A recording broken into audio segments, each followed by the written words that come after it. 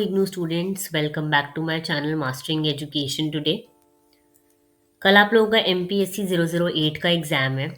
तो ये एक तरह ना वन शॉट रिवीजन वीडियो है। अगर आप लोग कल के एग्ज़ाम के लिए प्रिपेयर कर रहे हो और आपका कोई भी रिवीजन नहीं हो पाया है और आपको एक ओवरव्यू चाहिए हर यूनिट का, बिकॉज आपने हर यूनिट में से प्रिपेयर नहीं करा है, तो ये वीडियो आपके लिए है। यहाँ पे मैं हर यूनिट का ना आपको थोड़ा बहुत ओवरव्यू देने वाली हूँ कि उस यूनिट में क्या है। बाई चांस उस यूनिट से क्वेश्चन आ जाए तो आप ये सब लिखाओगे तो इनफ रहेगा। ठीक है, स्टार्ट करते हैं यूनिट 1 से। यूनिट 1 का नाम है development of state politics in India, यानी कि स्टेट पॉलिटिक्स इंडिया में आया कैसे था। Okay, that is development of state politics in India, यानी कि स्टेट पॉलिटिक्स कैसे आया था इंडिया में। सबसे स्टार्टिंग से स्टेट पॉलिटिक्स प्रेजेंट नहीं था, इसकी एंट्री कैसे हुई थी। ओके, यहाँ पे जितनी भी चीज़ें इस PDF में दे रखी है ना, काफ़ी पर्टिकुलर दे रखी हैं, तो हम इसके हिसाब से नहीं, मैं आपको शॉर्ट में जो बोल रही हूँ आपसे वो सुनते रहना। ओके, सबसे पहले बात करते हैं स्टेट पॉलिटिक्स की। इनिशियली इंडियन पॉलिटिक्स का फोकस सिर्फ सेंटर पर था, स्टेट्स को ज़्यादा इंपॉर्टेंस नहीं दी जाती थी। लेकिन 1950s और 60s की अगर हम बात करें तो इसमें कांग्रेस का कंप्लीट डोमिनेंस आ गया था। आपको पता है आफ्टर द इंडिपेंडेंस तो सेंटर और ऑलमोस्ट सारे स्टेट्स दोनों जगह कांग्रेस रूल कर रही थी। ठीक है, कोई और पार्टी ही एग्जिस्ट नहीं करती थी। इसी को स्कॉलर्स ने कांग्रेस सिस्टम कहा था। ओके, फिर 1967 जो है वो टर्निंग पॉइंट था। 1967 इलेक्शंस में क्या हुआ था, जहां कांग्रेस कई स्टेट्स में हार गई थी और इसकी वजह से कोलिशन गवर्नमेंट आई। तो 1970s में फिर इसके बाद आपका सेकेंड फेज आ गया। इसमें ग्रीन रेवोल्यूशन के बाद रिच फार्मर्स, या फिर हम उन्हें कह सकते हैं कुलक्स, पॉलिटिकल पावर में आए और रीजनल लीडर्स स्ट्रांग हुए। ठीक है, अब रीजनल लीडर्स की बात करने लग गए। उसके बाद अगर हम देखें तो 1990s में आ जाते हैं। अगर हम तो 1990s के बाद कोलिशन पॉलिटिक्स, ग्लोबलाइजेशन और आइडेंटिटी पॉलिटिक्स के साथ स्टेट्स नेशनल पॉलिटिक्स के सेंटर स्टेज पर आ गए थे। ठीक है, तो आपको यही लिखना है अगर ये आता है यूनिट 1 में। बेसिकली यही सब कुछ है कि पहले देखो कांग्रेस का डोमिनेंस था, 67 में कांग्रेस का ब्रेकफॉल हुआ, कोलिशन गवर्नमेंट बनी, 70s में रिच फार्मर्स का राइज हुआ, रीजनल पॉलिटिक्स आ गई, और 1990 से अब तक देखें तो कोलिशन गवर्नमेंट आ रही है, ग्लोबलाइजेशन हो गया है, आइडेंटिटी पॉलिटिक्स बहुत ज़्यादा स्ट्रांग हो गई है, और अब जो है स्टेट्स के हाथ में डिसीजन मेकिंग आ गई है। ओके, ये था आपका यूनिट 1। देखो, इस यूनिट में हम सीखते हैं कि स्टेट पॉलिटिक्स को समझा कैसे जाता है, कैसे कैसे पॉइंट ऑफ व्यू से हम स्टेट पॉलिटिक्स को समझ सकते हैं। इसका फर्स्ट अप्रोच आ जाता है सिस्टमैटिक फ्रेमवर्क। सिस्टमैटिक अप्रोच कहता है कि पॉलिटिक्स एक सिस्टम है जिसमें कास्ट, पार्टीज और इंस्टीट्यूशन आपस में इंटरैक्ट करते हैं। ओके, मार्क्सिस्ट अप्रोच अगर हम देखें, सिस्टमैटिक अप्रोच में सारी चीज़ें जो है अलग अलग इंस्टीट्यूशंस एक दूसरे से इंटरैक्ट करते हैं। इसे हम फंक्शनलिस्ट या फिर डेवलपमेंटल फ्रेमवर्क भी कहते हैं। ओके, मार्क्स ने इसको वैसे क्रिटिसाइज करा था। नेक्स्ट आ जाते हैं हम मार्क्सियन फ्रेमवर्क पे। तो मार्क्सिस्ट अप्रोच पॉलिटिक्स को क्लास स्ट्रगल के थ्रू देखता है। ये हमने देखा था पहले भी कि सारी पावर जो है वो एलीट क्लास के हाथ में है, प्रोलिटरेट के हाथ में कुछ नहीं है। ओके, नेक्स्ट आ जाता है post modernist framework.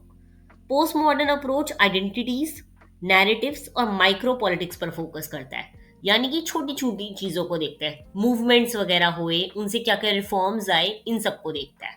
Okay, next आ जाता है federation building framework. Federation building approach specially north east और ऑटोनॉमी मूवमेंट्स को समझता है। सोशल कैपिटल अप्रोच बताता है। इसके बाद फेडरेशन में हमने ये सब पढ़ लिया कि देखो ये लोग ना फेडरेशन में बेसिकली कि नॉर्थ ईस्ट का कैसे रहा था, नॉर्थ ईस्ट कैसे स्टेट्स में डिवाइड हुआ, उस सब की बात करते हैं कि कैसे स्टेट्स अपना ऑटोनॉमी मांगते हैं, उसके बेसिस पर है। नेक्स्ट आ जाता है social capital framework. Social capital approach बताता है कि सिविल सोसाइटी और ट्रस्ट राइट्स या पीस का रीजन कैसे बनते हैं, यानी कि कैसे कैसे कम्युनल राइट्स हुए और उसके बाद जो है अलग अलग स्टेट्स वगैरह बनने लगे थे अलग अलग सोशल कैपिटल्स के साथ। नेक्स्ट अगर हम देखें तो इन इलेक्शंस को स्टडी कैसे किया जाता है। इलेक्टोरल स्टडीज वोटिंग बिहेवियर और इलेक्शंस को एनालाइज करके होती है, यानी कि कैसा इलेक्टोरल आपका रहा है, कैसे कितने वोट्स डले हैं, कौन कौन वोट देने आया, इन सब चीज़ों को स्टडी करके हम लोग इलेक्शंस को स्टडी करते हैं। ओके, तो यहाँ पे हमने डिफरेंट अप्रोचेस पढ़ी हैं, systematic, Marxian, post modernist, federation building and social capital. ये सब आपको आनी चाहिए, पेपर में आ सकती है, तो हमने एक इसका ओवरव्यू देख लिया है यहाँ पर। ओके, नेक्स्ट अब हम आ जाते हैं यूनिट 3 पे, that is nature of Indian diversities and nationalist response. देखो, इस यूनिट का कोर आइडिया है यूनिटी इन डाइवर्सिटी। कोई भी क्वेश्चन आएगा तो बेसिकली इसी पे बेस्ड होगा कि कैसे हमारी जो कंट्री है वो मल्टी कल्चरलिस्ट है, अलग अलग कल्चर्स यहाँ पे एग्जिस्ट करते हैं। तो यही इस पूरे यूनिट की अप्रोच है। अगर हम यहाँ पे देखें तो इंडियन नेशनलिस्ट ने कास्ट, रिलीजन, लैंग्वेज और ट्राइबल डाइवर्सिटी को कैसे हैंडल किया, ये यहाँ पे हमें समझाया गया है इस यूनिट में। ठीक है, कास्ट के इशू पे आपको पता ही है बेसिकली, हमने इंट्रोडक्शन में यहाँ पे पढ़ लिया, यूनिटी इन डाइवर्सिटी की बात कर रहे हैं यहाँ पे इस यूनिट में। बाकी अगर हम देखें तो रिस्पॉन्स कैसे रहा चीज़ों को लेके, कास्ट एंड अनटचेबिलिटी बहुत बड़ा इशू था हमारे नेशन का, तो इस पे गांधी और अंबेडकर के बीच बहुत डिफरेंसेस आए, बहुत सारी डिबेट्स हुई हैं, जिसमें गांधी जी ने कहा था कि हम उनको अपलिफ्ट करेंगे, लेकिन अंबेडकर ने कहा था कि नहीं, हमें कास्ट वाले टॉपिक को हटाना है, कास्ट होनी ही नहीं चाहिए। ओके, तो ये सारी चीज़ें आपको यहाँ पे लिखनी है। बाकी अगर हम देखें रिलीजन के कंटेक्स्ट में, तो रिलीजन के कंटेक्स्ट में गांधी ने टॉलरेंस और हार्मनी पे फोकस किया था, जबकि अगर हम नेहरू को देखें तो उन्होंने सेक्युलरिज्म और मॉडर्न आउटलुक के फेवर में बात करी थी। यानी कि गांधी जी कहते थे कि रिलीजन एग्जिस्ट करता है, करने दो, लेकिन हम लोग एक दूसरे के साथ, सबके साथ मिलके रहेंगे। वहीं अगर हम नेहरू को देखें तो उन्होंने लिबरल चीज़ों की बात करी है कि हम लोग अपने ओपन थिंकिंग रखेंगे और रादर देन रिलीजन ह्यूमैनिटी को ग्राउंड देंगे। ओके, लैंग्वेज इशू पे भी बहुत बात हुई थी। लैंग्वेज इशू पर हिंदी इम्पोजिशन का रेजिस्टेंस हुआ था कि हम लोग हिंदी को इम्पोज नहीं करेंगे, अलग अलग यहाँ पे कल्चर्स डाइवर्सिटी हैं, तो सबके अपने अपने लैंग्वेजेस हैं, तो वो रहने देंगे। ठीक है, स्पेशली ये चीज़ हुई थी साउथ इंडिया में, बिकॉज साउथ इंडिया में काफ़ी ज़्यादा लैंग्वेज डिफरेंसेस हैं। ओके, ट्राइबल्स के केस में अगर हम देखें तो ट्राइबल्स के केस में कांग्रेस ज़्यादातर उन्हें मेन स्ट्रीम में लाने की बात करती थी और ऑटोनॉमी पर कम फोकस करती थी, यानी कि हम लोग उनको अपनी सोसाइटी का पार्ट बनाएंगे। लेकिन बाद में ऐसा डिसाइड हुआ था कि नहीं, वो लोग जहाँ एग्जिस्ट करते हैं जैसे कल्चर के साथ, जैसे वो अपने में रहते हैं, हम उन्हें वैसे ही रहने देंगे, हम उनको अपने साथ असीमिलिएट नहीं करेंगे। ओके, नेक्स्ट हम आ जाते हैं यूनिट 4 पे, that is states in the constitutional scheme. ये यूनिट इंडियन फेडरलिज्म को एक्सप्लेन कर रहा है। पूरा यूनिट पे यहाँ पे यही बात हो रही है कि फेडरलिज्म क्या होता है। देखो, इंडिया को कॉन्स्टिट्यूशन में यूनियन ऑफ स्टेट्स बोला गया है, मतलब कि यहाँ पर सेंटर जो है वो काफ़ी स्ट्रांग है। और आर्टिकल 3 के अंडर अगर हम देखें तो पार्लियामेंट को स्टेट के बाउंड्रीज चेंज करने का पावर देता है। यानी कि हम लोग देखा जाए तो हमारी कंट्री में होते इलेक्शंस अलग हैं, लेकिन जो सेंटर पे रूल कर रहा होता है उसके पास ज्यादा पावर है। ओके, पावर्स को भी यहाँ पे आपको पता है कि डिवाइड कर रखा है, union list, state list, concurrent list. ये हमने इंपॉर्टेंट क्वेश्चंस में भी ये सब पढ़ा है कि किसके पास क्या पावर है। ठीक है, बाकी अगर हम देखें तो गवर्नर का रोल, प्रेसिडेंट्स रूल और सेंटर स्टेट टेंशन यहाँ के मोस्ट इंपॉर्टेंट टॉपिक है। ये हम ऑलरेडी इंपॉर्टेंट टॉपिक्स में जो हमने क्वेश्चंस करे हैं उसमें हम लोग पढ़ चुके हैं। ठीक है, बाकी हम यहाँ पे हमें फाइनेंशियल अगर रिलेशनशिप पढ़ना है तो फाइनेंशियल रिलेशनशिप यही है कि स्टेट्स वगैरह जो हैं वो अपने रेवेन्यू के लिए, अपने फंड्स के लिए डिपेंडेंट है सेंटर पे, तो वो एक बहुत बड़ा इशू क्रिएट करता है। बाकी फाइनेंस कमीशन और स्टेट्स की फाइनेंशियल डिपेंडेंसी, ये चीज़ बहुत बड़ा इशू प्ले करती है। बाकी एडमिनिस्ट्रेटिव रिलेशंस देखे जाएं तो वो भी एग्जीक्यूटिव पावर जो है ज़्यादातर स्टेट के हाथ में होती है, तो इसमें भी सेंटर के पास होती है, तो सेंटर का जो है ज़्यादा रोल रहता है हर चीज़ में। ओके, इंटर स्टेट रिलेशन वगैरह के बाद बात कर रखी है, इतना इंपॉर्टेंट नहीं है, इसे छोड़ सकते हो। हमने ऑलरेडी इस वाले यूनिट से सारे इंपॉर्टेंट क्वेश्चंस कर लिए थे। ठीक है, पहले जो हमने वीडियो करी थी। नेक्स्ट हम चलते हैं नेक्स्ट यूनिट पे, that is development of state system. इस यूनिट में हम स्टेट्स के हिस्टोरिकल डेवलपमेंट को देखते हैं कि कैसे स्टेट्स का डेवलपमेंट हुआ ब्रिटिश रूल के बाद। ब्रिटिश पीरियड में स्टेट्स एडमिनिस्ट्रेटिव कन्वीनियंस पर बनी थी, लैंग्वेज या कल्चर पे नहीं। लेकिन इंडिपेंडेंस के बाद लिंग्विस्टिक रिकॉग्नाइजेशन हुआ और स्पेशली 1956 के बाद जो है स्टेट्स वगैरह आपकी लैंग्वेजेस और कल्चर्स के बेसिस पे बनने लगी थी। ठीक है, 1956 के एक्ट के बाद इंडिया डिवाइड हुआ था 14 स्टेट्स और 6 यूनियन टेरिटरीज में, ये आपको पता होना चाहिए। ओके, नेक्स्ट अगर हम देखें तो बाद में भी डिविजन्स वगैरह चलते रहे, जैसे कि महाराष्ट्र और गुजरात का स्प्लिट हुआ, पंजाब का रीऑर्गेनाइजेशन हुआ और 2000 के बाद कई सारे नए स्टेट्स बने हैं। ठीक है, छत्तीसगढ़, झारखंड, उत्तरांचल, ये सारे जो है नए बने हैं, तेलंगाना जैसा अलग स्टेट आया है। ठीक है, तो देखो न्यू स्टेट का डिमांड ही क्यों आता है, क्यों लोग नया ऐसे अपना सेपरेट स्टेट चाहते हैं? तो इसके काफी सारे रीजन होते हैं। सबसे पहला होता है कल्चरल आइडेंटिटी, लोग अपनी लैंग्वेज को सेफ रखना चाहते हैं। दूसरा होता है इकोनॉमिक डिस्पैरिटी, यानी कि कुछ जो लोग हैं उनका फाइनेंशियल कंडीशन इतना अच्छा नहीं होता कुछ स्टेट्स का, तो वो लोग डेवलपमेंट चाहते हैं इसलिए। बाकी डेमोक्रेसी की वजह से भी ये होता है और डिस्टेंस की वजह से। ठीक है, यहाँ पे यूनियन स्टेट रिलेशन और टेंशन्स की बात करी गई है। काफी बार यूनियन जितने भी स्टेट के रिलेशन हमने सारे पढ़े हैं, इंपॉर्टेंट टॉपिक्स जो हमने इंपॉर्टेंट क्वेश्चंस करे थे उसमें, तो ये वहीं से आप कर सकते हो। ओके, नेक्स्ट हम मूव करते हैं नेक्स्ट यूनिट पे, that is unit 6, elections and electoral politics. इस पे भी हमने बहुत सारे क्वेश्चंस करे हैं, क्योंकि ये वाला यूनिट जो है ये बेसिकली ये बता रहा है कि इलेक्शंस इंडियन डेमोक्रेसी का फाउंडेशन है। ऑब्वियसली अगर आपका डेमोक्रेटिक कंट्री है तो इलेक्शंस कंपलसरी होंगे। इलेक्शन कमीशन की यहाँ पे बात करी गई है कि election commission free and fair elections करवाता है। आपका voting behaviour caste, religion, region, leadership और मनी पावर से इन्फ्लुएंस होता है। ठीक है, अगर हम देखा जाए तो ट्रेंड्स काफ़ी थे। कांग्रेस सिस्टम था एक टाइम पर, कांग्रेस डोमिनेट कर रही थी, लेकिन उसके बाद उसका ब्रेक थ्रू आया। ओके, प्रॉब्लम्स भी काफ़ी सारे आते हैं अभी भी, चाहे कितने भी रिफॉर्म्स वगैरह आ गए हैं इलेक्शन में, लेकिन प्रॉब्लम जैसे कि क्रिमिनलाइजेशन, ब्लैक मनी, ये सब अभी भी एग्जिस्ट करते ही हैं। ओके, इलेक्टोरल रिफॉर्म्स हम लोग ऑलरेडी इंपॉर्टेंट क्वेश्चंस में देख चुके हैं कि यूनिवर्सल एडल्ट फ्रेंचाइजी आया, काफ़ी सारे अवेयरनेस प्रोग्राम्स आए।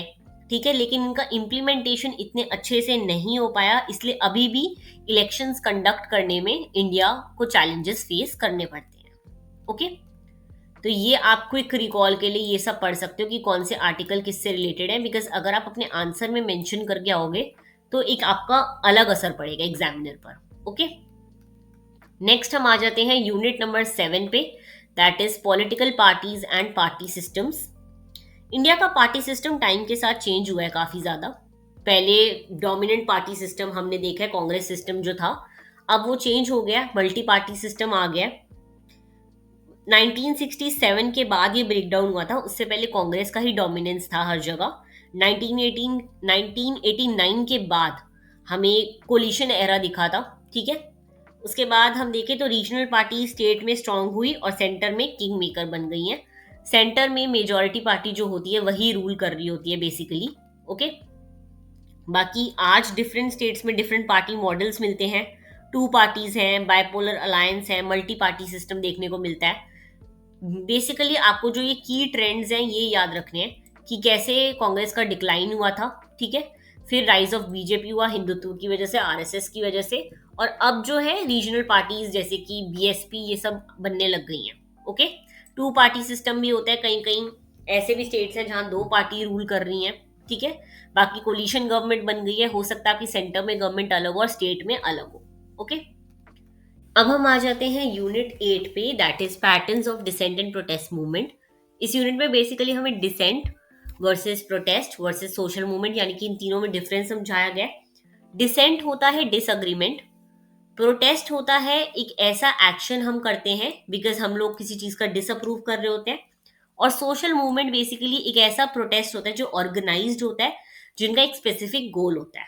ओके, बाकी यहाँ पे कुछ मेजर मूवमेंट्स वगैरह की बात करी गई है, जैसे कि नक्सलाइट मूवमेंट हुआ था, Chhattisgarh Mukti Morcha, self determination movements हमने ऑलरेडी पढ़ लिए थे क्या होता है, और एंटी डेवलपमेंट मूवमेंट जैसे कि नर्मदा बचाओ मूवमेंट। ये सारे मूवमेंट्स आपको यहाँ पे आप इससे पढ़ सकते हो, डीप में जाने की जरूरत नहीं है, हमने ऑलरेडी सेल्फ डिटर्मिनेशन मूवमेंट्स जो बहुत इंपॉर्टेंट है वो पढ़ ली हैं, तो वो आपको आने चाहिए, ठीक है। एंटी डेवलपमेंट हमने देख लिया क्या होते हैं, बाकी ये रही आपकी समरी, ये आपको पता होनी चाहिए, इसको पढ़ लेना बस, ठीक है।